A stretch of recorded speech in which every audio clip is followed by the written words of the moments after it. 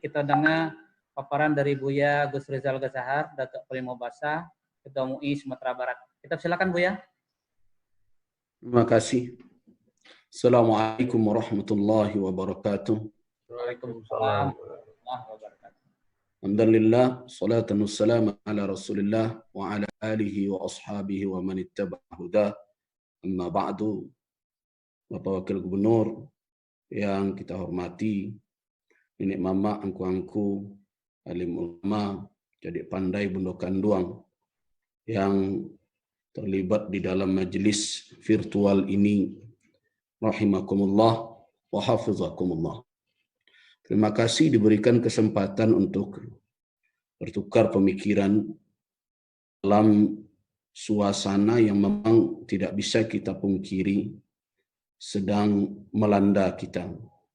Dan tentu secara keimanan kita yakin bahwa yang pertama ini adalah ujian dari Allah, bukanlah azab. Karena Allah menjamin azab tidak diturunkan selagi manusia, orang-orang yang beriman pandai meminta ampun kepada Allah. Wa ma kana Allah tidak akan mu'adzibahum wa anta fihim, mengazab mereka sedangkan engkau berada di tengah mereka Muhammad. Wa ma kana Allah mu'adzibahum, dan Allah tidak menjadi pengazab mereka, wa hum yastaghfirun, dan mereka senantiasa pandai meminta ampun. Kemudian yang kedua, tentu kita yakin juga bahwa ini ujian, dan ujian itu tidak akan dibebankan oleh Allah kepada kita, melainkan dalam batas kemampuan kita memikulnya. La yukallifullahu nafsan illa wus'aha. Karena itu, saya mengajak kita semua agar mari kita berbaik sangka dahulu kepada Allah Subhanahu wa taala, bahwa Allah tidak dalam mengadab kita, tapi dalam keadaan menguji kita semua. Nah, sekarang bagaimana kita menyikapi ujian itu? Itulah yang sangat penting, harus kita samakan langkah, kita tingkatkan ikhtiar, dan kita sungguh-sungguh di dalam bermunajat dan berdoa. Islam tidak hanya mengajarkan kita bertawakal dalam pengertian berdoa semata. Islam mengajarkan kita berdoa dan juga berikhtiar. Bahkan ikhtiar itu adalah bahagian dari sampainya kita mendapatkan ijabah doa kita. Sebab Allah Subhanahu wa taala tidak mengizinkan kita menjadi pasif. Nabi SAW pernah ditanya oleh sahabat ketika mengendarai ontanya dan turun di hadapan Nabi. Kemudian dia bertanya, "Aqiluha ya Rasulullah wa tawakkal?" Apakah saya akan mengikatkan onta ini dahulu, kemudian saya bertawakal, atau saya lepaskan saja ikatannya, terserah dia, wa tawakkal, dan saya bertawakal. Kata Rasul adalah aqilha, ikatkan dahulu onta engkau itu, baru bertawakal. Nah, ini konsep-konsep yang harus kita fahami. Kemudian juga kita tidak takut dengan corona dalam pengertian takut keimanan. Ini yang sebar di tengah masyarakat. Kenapa lebih takut corona daripada takut kepada Allah? Saya katakan takut kepada Allah adalah sesuatu, dan takut ke corona adalah syai'un akhar, sesuatu yang lain. Memang dia bisa berkait, tetapi kalau ketakutan kepada corona itu masuk dalam ranah ketakutan tabi'i, sebagaimana kasus Nabi Musa bertemu dengan Allah di dalam Al-Quran, ketika tongkatnya berubah jadi ular, dia takut. Kata Allah, la takhaf. Kata Allah, jangan engkau takut, ambil sajalah kembali. Apakah Nabi Musa rusak imannya ketika melihat itu? Tidak. Itu namanya takut alami. Sedangkan takut kepada Allah adalah takut yang i'tiqadi. Ini dua hal yang berbeda.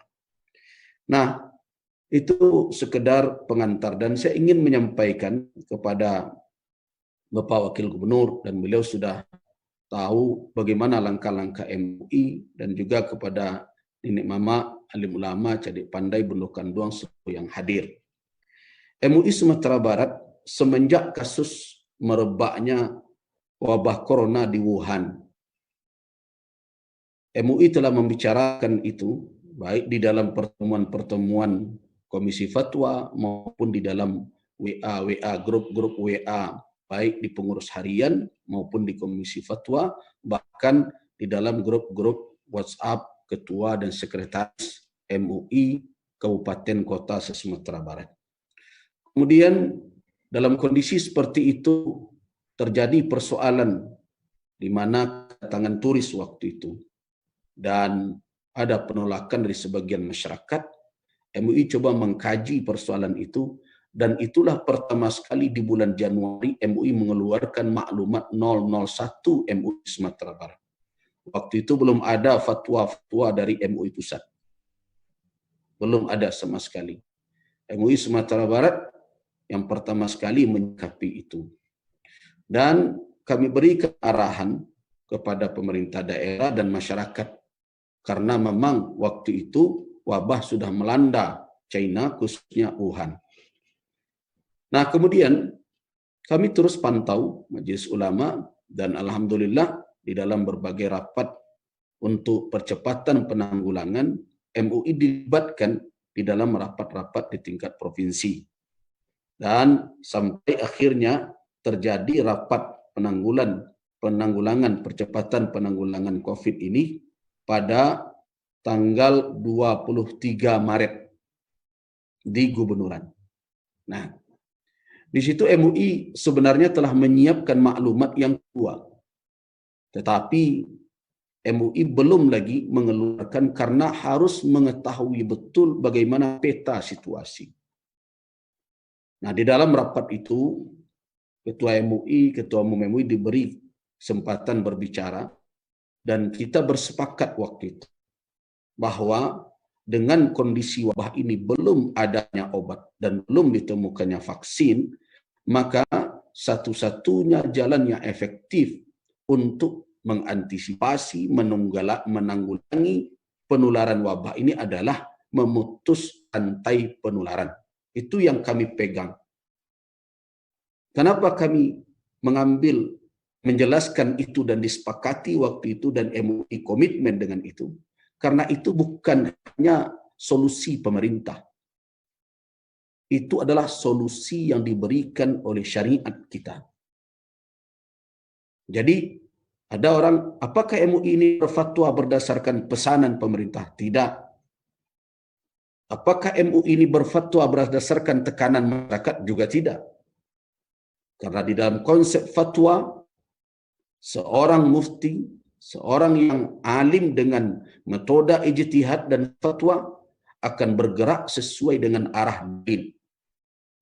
Bukan bergerak sesuai dengan arah pesanan atau tekanan. Dan itu adalah komitmen yang harus dipegang oleh setiap ulama karena keputusan yang diambilnya tidak sebatas pertanggungjawaban administrasi, tetapi harus dipertanggungjawabkan kelak sampai ke hadapan Allah Subhanahu wa taala.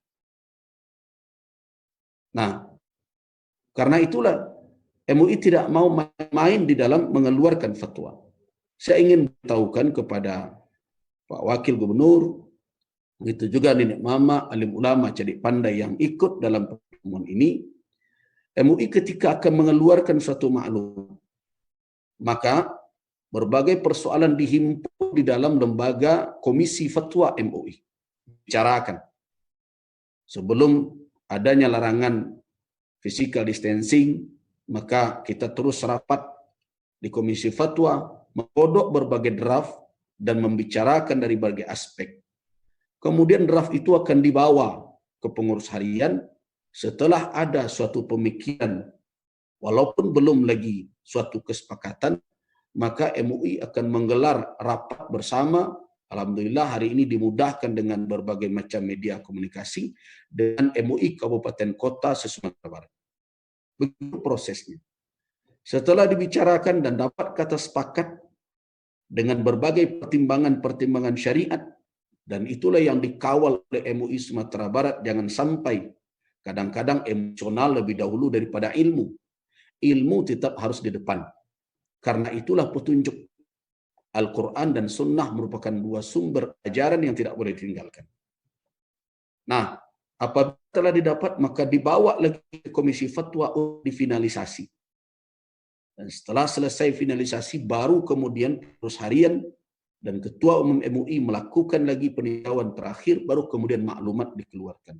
Jadi tidaklah proses. Jadi maklumat yang dikeluarkan dan fatwa yang dikeluarkan bukan prosesnya sekedar bermanual. Karena kami tahu man afta bi ghairi ilmin fa ithmuhu ala man afta. Siapa yang berfatwa tanpa ilmu, ilmunya dosanya ditanggung oleh orang berfatwa itu. Dan inilah yang kami takutkan. Karena itu terkadang MUI harus mengkritisi, dan mohon maaf, kadang Pak Wakil Gubernur juga, saya kadang-kadang nyinyir dalam perkara ini, Pak Gubernur juga, karena MUI menginginkan kita semua selamat, bukan hanya di dunia, tetapi di akhirat.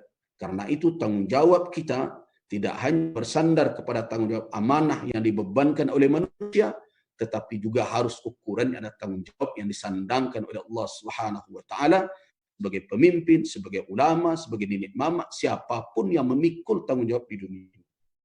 Itu makanya MUI kadang-kadang harus bersikap, dan sikap itu kan tidak populer di hadapan mata para pemimpin di Sumatera Barat. Tapi ketahuilah, kami lebih sayang kepada akhirat bapak-bapak dibandingkan dengan dunia. Nah, karena itu ketika itu kita sepakat untuk memutus rantai penularan. Ini petunjuk Rasul. Rasulullah katakan la yuridanna mumridun ala musih. Pemilik onta yang sah, yang sehat dan yang sakit tidak boleh mencampurkan ontanya. Supaya apa? Supaya jangan terjadi penularan. Ini onta. Makanya hari ini kalau ada suatu pemikiran yang bergulir herd immunity namanya, orang akan dilepas begitu saja, terserahlah, yang kuat bertahan, yang lemah akan lalu, akan mati. Teori itu pada onta saja tidak dilakukan oleh Rasul, apalagi pada manusia. Nah, dengan konsep-konsep syariat itu, ditambah dengan hadis Abdurrahman bin Auf, bagaimana suatu wabah dikelola. Bila idza waqa'a bi ardin, apabila terjadi di suatu tempat, fala tadkhulu alaih, jangan masuk ke tempat itu.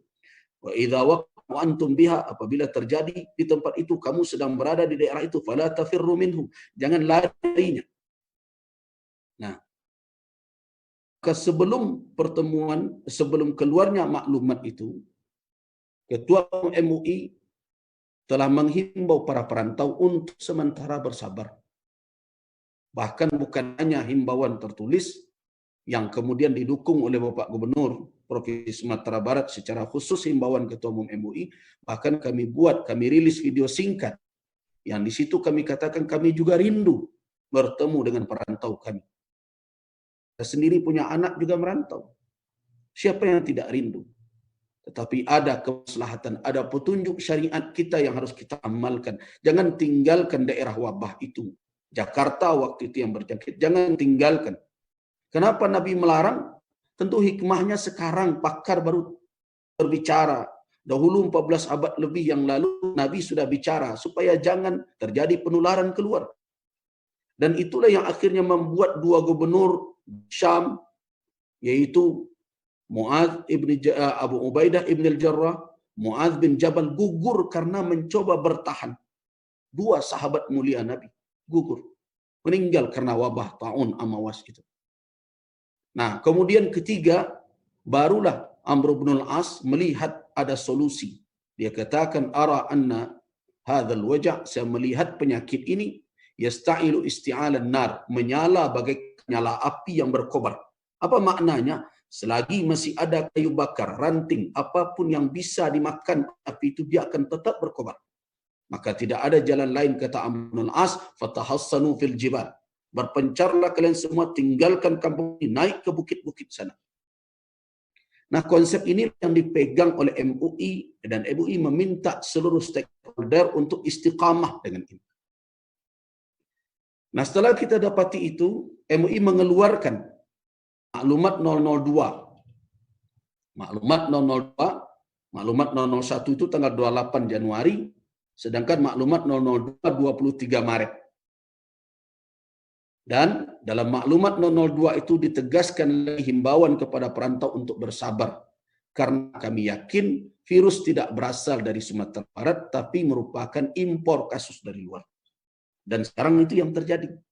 Jadi kalau Pitua nenek mama meminta sebelum nanya, bagi MUI telah dijalankan. Tapi apa boleh buat? Ternyata itu tidak efektif untuk menghimbau. Nah, kemudian karena kondisi semakin berat dan MUI harus mengetahui seluruh detail bagaimana kondisi Sumatera Barat. Karena fatwa tidak boleh dikeluarkan di atas ketidaktahuan. Karena ini bukan fatwa hanya sekedar melihat kitab. Kalau melihat kitab saya cukup berkurung di pustaka. Tapi ini fatwa terhadap nazil, terhadap kasus aktual yang terjadi yang membutuhkan deskripsi terhadap persoalan secara jernih, secara terang dan akurat. Ini konsep ini tidak boleh diabaikan oleh seorang ulama apabila dia mengeluarkan suatu keputusan hukum. Nah, untuk itu makanya tanpa ada perintah dari siapapun, karena ini tuntutan keilmuan, tuntutan dari fatwa harus keluar dengan tepat dan benar, maka MUI membentuk gugus tugas sendiri. Jadi saya berharap lembaga-lembaga adat, walaupun kita mendorong pemerintah untuk membentuk atau berpartisipasi, mendorong kita semua, tapi kalau saya ambil pernyataan dari Mak Datuk Basrizal, Mak Datuk Pengulu Bahasa tadi, bahwa ini bukan perang pemerintah saja. Ini adalah demi keselamatan kita semua. MUI melihat itu. Terlepas pemerintah meminta MUI membuat gugus tugas atau tidak, tapi MUI membutuhkan untuk mengetahui kondisi umat. Nah, makanya kita bentuk gugus tugas. Bahkan gugus tugas yang kita bentuk itu lebih dahulu kita bentuk dibandingkan gugus tugas yang dibuat oleh MUI di pusat. Sehingga ketika MUI di pusat meminta dibentuk gugus tugas Sumatera Barat, kami kirim saja ini SK kami. Mereka terkejut, oh sudah duluan Sumbar. Sudah. Nah, gugus tugas itu kami minta pula untuk dibentuk di kabupaten namanya Satgas. Dan Satgas inilah yang berkoordinasi dengan MUI kecamatan sampai ke tingkat nagari. Dan kami gabungkan dalam satu grup WA untuk bisa sharing informasi setiap hari. Nah, dengan kondisi seperti itu, maka MUI mengetahui bagaimana situasi di daerah. Nah, perlu saya garis bawahi. Sampai maklumat terakhir 07, MUI Sumatera Barat belum pernah mengeluarkan fatwa menghentikan atau mentiadakan solat berjamaah, solat Jumat seluruh Sumatera Barat. Ini perlu diingat. Sekarang fitnah muncul. Belum pernah ada maklumat yang meniadakan secara total MUI Sumatera Barat itu. Yang kita minta tiadakan adalah masjid-masjid yang berpotensi di situ terjadi kontak antara orang yang diduga dia carrier, pembawa, atau orang yang sudah positif dengan jamaah yang lain. Jadi banyak sekali sekarang. Saya tidak tahu apakah berilmu atau tidak berilmu. MUI bertanggung jawab itu. Kenapa orang dilarang? Siapa yang melarang? Dan maaf saja, kadang-kadang di belakangnya ada gelar adat pula. Saya khawatir dia tidak membaca maklumat. Dari awal, yang dilarang oleh Majelis Ulama itu ditiadakan. Yang diminta untuk ditiadakan penyelenggaraan ibadah, satu adalah masjid-masjid yang berada di gerbang Sumatera Barat masuk. Fokus misalnya ada masjid di BIM yang pertama sekali di Bandara Internasional Minangkabau. Karena orang dari Jakarta pulang dan sholat di situ bercampur dengan jamaah yang ada yang datang menjemput penumpang lainnya, ini berisiko. Karena itu kita minta untuk ditiadakan sholat berjamaah dan dipindahkan untuk petugas ke ruang khusus di dalam bandara, dan Pak Gubernur waktu itu mengatakan pakai saja ruang VIP khusus untuk petugas. Yang kedua adalah masjid yang di situ bergabung umat bukan jamaah tetap. Apalagi masjid-masjidnya di ikon pariwisata, orang singgah di situ, ini berisiko. Karena waktu itu belum diberlakukan Permenhub menutup pintu dan pagar Sumatera Barat. MUI mendengar langsung waktu itu paparan dari Bupati Darmasraya, Sultan Rizka, beliau katakan bahwa dalam sehari saja mobil penumpang yang masuk melalui mobil umum bus saja 4.000 orang Itu langsung kami dengar dalam rapat Fitcon ketika itu dengan Bupati Wali Kota Sumatera Barat. Dan saya hadir langsung waktu itu di aula kantor gubernur. Nah, kondisi inilah yang akhirnya kita minta masjid-masjid yang di situ bergabung orang banyak. Jadi bukan masjid yang berada di pelosok yang di situ ada hanya jemaah tetap dan tidak bercampur dengan orang. Itu yang pertama, masjid raya. Kemudian masjid di pinggiran jalan raya. Itu yang kita minta ditiadakan dan jamaahnya dipindahkan kalau mau berjamaah ke daerah yang aman. Nah, tapi ada ranah yang kami serahkan ke kabupaten kota. Nah, ini yang kadang-kadang tidak difahami. Karena MUI Sumatera Barat tidak bisa mengcover seluruhnya setelah kita lihat begitu beragamnya situasi Sumatera Barat dari kabupaten antar kabupaten, maka ada ranah di luar dari yang ditetapkan oleh Sumatera Barat, kami amanahkan ke MUI Kabupaten Kota untuk tetapkan. Nah, disinilah sebagian MUI Kabupaten Kota, walaupun tetap berkonsultasi dengan MUI Sumatera Barat, ada yang melarang secara total seperti Kabupaten Solo. Tapi ada yang mengikuti saja arahan MUI Sumatera Barat seperti Dharmasraya, 50 kota, Pasaman Timur, Pasaman Barat. Nah, itu mengikuti Agam. Bukit Tinggi menutup secara keseluruhan. Nah, ketika dikonsultasikan kami paham dan kami tidak larang MUI daerah itu menetapkan secara total karena ada faktor. Apa faktornya? Belum adanya pendataan ketika itu berapa orang yang pulang dari rantau. Belum berjalannya isolasi mandiri. Nah, mungkin sampai sekarang sudah 30-an ribu. Nah, dalam kondisi bercampur dan orang terus masuk ke dalam Sumatera Barat, sehingga pendataan tidak bisa dilakukan, waktu itu belum juga ada ketegasan untuk melakukan isolasi mandiri di tiap negara, maka dikhawatirkan para perantau kita akan bertebaran di sepanjang Sumatera Barat. Dan wilayah yang mengkhawatirkan dalam rapat itu dikatakan adalah Kabupaten Solo dan Agam yang tertinggi. Nah, dengan demikian, maka kami restui untuk sementara. Kalau memang Kabupaten Solo memutuskan keseluruhan silahkan sampai adanya data. Nah, setelah itu, kemudian berikutnya, di saat kondisi semakin eskalasinya naik, terjadi positif diumumkan pertama kali di Bukit Tinggi dan terus berkembang, maka keluarlah maklumat MUI 003, yaitu memperluas wilayah yang kita minta ditiadakan dulu salat berjamaah. Apa itu? Wilayah perkotaan. Nah, Bukit Tinggi sulit untuk menyekat antara satu kelurahan dengan kelurahan lain. Dan termasuk daerah penyangga kota. Karena kalau penyangga kota tetap melakukan ibadah berjamaah, maka orang kota akan eksodus ke sana dan ini berisiko. Di luar dari itu, tetap MUI Sumatera Barat tidak pernah meniadakan, silahkan, karena kami tahu bahwa ada uzur dan tidak ada uzur. Nah, kemudian mulailah heboh. Ketika masjid mulai ditutup oleh sebagian orang karena ada jamaah yang ngeyel ya, masih basikare.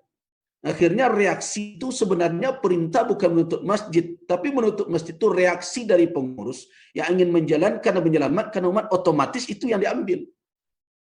Nah, jadi jangan dituduh pula MUI menyuruh orang menutup masjid. Ini yang kita tidak tahu sekarang siapa yang menghembuskan. Nah, kemudian langkah itu dilakukan dan kami memantau sampai sejauh mana umat memperhatikan maklumat ini melalui satgas yang ada di kabupaten kota dan kita musyawarahkan di gugus. Apa yang terjadi? Kita melihat sebagian yang tidak mau patuh karena tidak paham. Nah, ini catatan penting bagi kami hari ini untuk menata dakwah ke depan dan mudah-mudahan nenek mama, alim ulama di daerah begitu juga Bendokandung bisa juga sama dengan kami bahwa ada dakwah sebenarnya yang terbangun dengan baik di Sumatera Barat. Apa itu? yaitu tidak terbentuknya wawasan dasar keislaman umat. Wawasan dasar keislaman umat tidak terbentuk. Malah kaji-kaji dasar saja tentang takut kepada Allah, tentang uzur ibadah berjamaah, tentang uzur berjum'ah, semestinya itu adalah bab-bab dasar dalam fikih. Sudah bicara bab tahara dan bab solat, itu hal yang biasa. Tetapi ternyata tidak hadir dalam wawasan umat, walaupun kita, maaf saja saya garis bawahi, semenjak dahulu, kita tabligh akbar hampir setiap minggu menghabiskan dana ratusan juta. Nah, karena itu semakin yakin konsep MUI yang telah dilahirkan di Padang Panjang, deklarasi Islami Makkah, bahwa harus ada gerakan ulama balik basurau, dan balik basurau, harus segera dilakukan dan harus kita gerakkan sesegera. Kalau tidak akan terbangun wawasan. Kita akan bertengkar terus. Karena bukan hanya disparitas ekonomi yang terjadi di Sumatera Barat, bahkan disparitas ilmuwan pun menganga lebar antara ulama dan kemudian ketika kita melihat itu, maka kita himbau pemerintah. Jadi maklumat 004. Kalau ada yang mengatakan MUI tidak memperhatikan bagaimana kedisiplinan pembuatan mata rantai di luar dari masjid, itu tidak benar. Membaca maklumat MUI. Maklumat MUI 004 itu terfokus kepada apa? Terfokus kepada himbauan pemerintah kepada pemerintah agar betul-betul disiplin melakukan pemutusan mata rantai. Nah, tentu kami memahami juga ada hal-hal yang di dalam kewenangan daerah dan ada hal-hal yang dalam kewenangan pusat. Kami paham betul karena kami terus berkomunikasi dengan Pemda dan Ketua MUI juga berada di dalam grup WA gugus tugas Sumatera Barat. Jadi kami paham ini kewenangan daerah, ini kewenangan pusat. Karena itu tidak kami timpakan seluruh persoalan ini di pundak pemerintah daerah. Nah, berulang kali MUI meminta tolong ditutup pintu ke Sumatera Barat. Tapi berkali-kali pemerintah daerah, Buya, tidak ada kewenangan wak di situ. Nah, tidak ada kewenangan.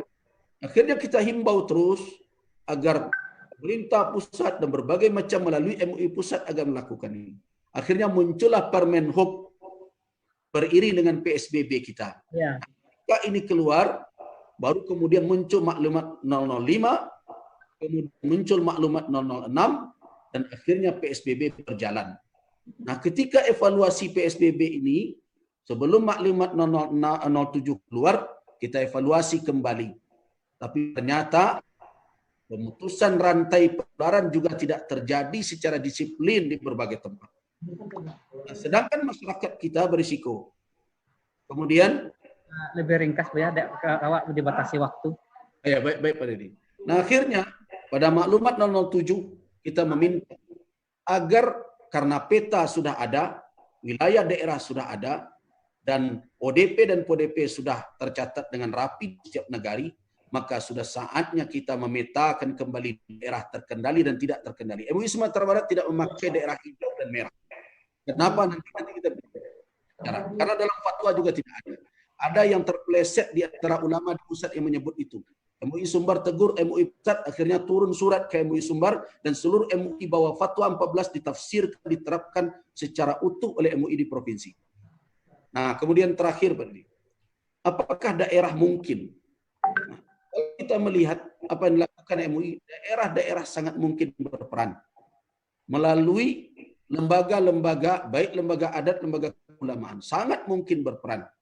Kenapa? Dan landasan hukumnya sudah ada. Mungkin ada di situ instruksi gubernur sebelum PSBB untuk membentuk gugus tugas sampai dari tingkat jorong, tingkat kecamatan, dan membolehkan untuk melakukan karantina wilayah. Irwan tadi. Kalau tidak salah, instruksi gubernur nomor 360 ini 2020. Tapi sejauh mana instruksi ini direspon? Saya yakin untuk sekarang kita tidak mungkin akan berhadapan dengan ini kalau hanya beberapa pihak saja yang mau terjun menghadapi tantangan. Seluruhnya harus terlibat. Tidak perlu kita saling menunggu. Kalau memang Ada Ditampilkan nggak bisa ya. sebab kalau terus saling dengan beban Coba nanti kita tampilkan. seperti ini, kita akan kalah. Dan saya berharap ini tidak berlama-lama. Tapi ingat bahwa kalau dalam prediksi keilmuan, cara-cara kita yang lalai secara bernegara, mungkin di Sumbar berjalan dengan kekuatan dan kemampuan daerah. Tapi secara bernegara seperti ini akan berlama-lama. Dan umat tidak akan mungkin dikurung sekian lama di rumah. Nah, jangan sampai nanti kehilangan kepercayaan dan terjadi pemberontakan secara sosial, orang tidak peduli lagi dengan larangan dan berbagai macam, ini berisiko besar. Dan jangan anggap ini persoalan sederhana. Kalau terjadi misalnya konsep immunity itu, yang lemah silakan berangkat, yang kuat bertahan hidup. Bahayanya apa? Mayoritas yang akan meninggal adalah umat Islam. Karena itulah penduduk banyak negeri ini. Allahu a'lam. Makasih. Assalamualaikum. Terima kasih Buya.